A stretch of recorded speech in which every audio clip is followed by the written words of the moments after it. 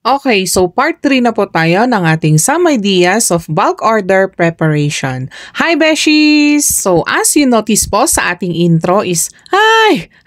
Kunana! Naktangan or nangalay yung kamay ko, Beshi. Alam ko, relate kayo sa pangangalay, Beshi. Lalong-lalo na ngayon, baka marami nang tumagos sa pintuan dyan. Charot! Mapapasana all ka na lang talaga sa mga maraming pa-orders dyan. Balato naman, Beshi! Merry Christmas po! Woo! Okay, so going back, ito na po yung a day before pick up date, alright? So, since 33 cupcake boxes lang po yung kaya ng ating chiller, at ayun na nga yung pang 33 box po na cupcake box na ipapasok ko po sana sa chiller is bigla kong nabitawan. Ayun po yung short video clip na pinost ko nung isang araw, alright? And to make it clear, hindi ko po yon sinali sa benta, alright?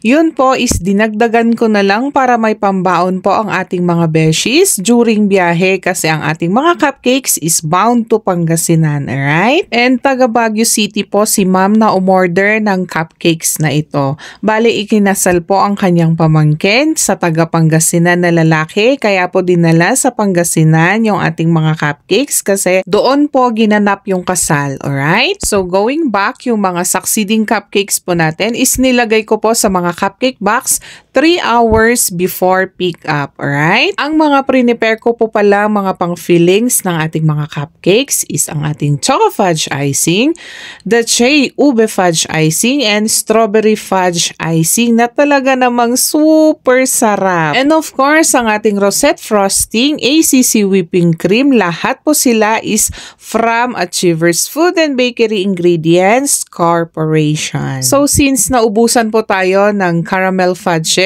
homemade po yung caramel filling na nilagay ko sa ating pandan cupcake, alright? Sa mga hindi pa po nakasubok ng ating choco fudge icing, the Che strawberry and ube fudge icing, subukan nyo rin po mga beshi dahil talaga namang balanse po yung tamis nito and sobrang sarap. Super simple lang po yung preparation nito dahil all you have to do is to buy some of it, ready to use, and swak na swak din po sila pang mousse filling and frosting, alright? Sa mga beshies ko po pala na nag-aantay ng ating flavored moist cupcakes recipe, pakiantay nyo lang po ng konti mga beshi ko. Susubukan ko pong gumawa ng at least good for 2 dozens moist cupcake recipe, alright? Baka sakaling pasok sa panlasa nyo at magawa nyo rin sa mga upcoming pa-orders nyo, alright? At sana panoorin nyo rin po yung last part ng ating some ideas of bulk order preparation, alright?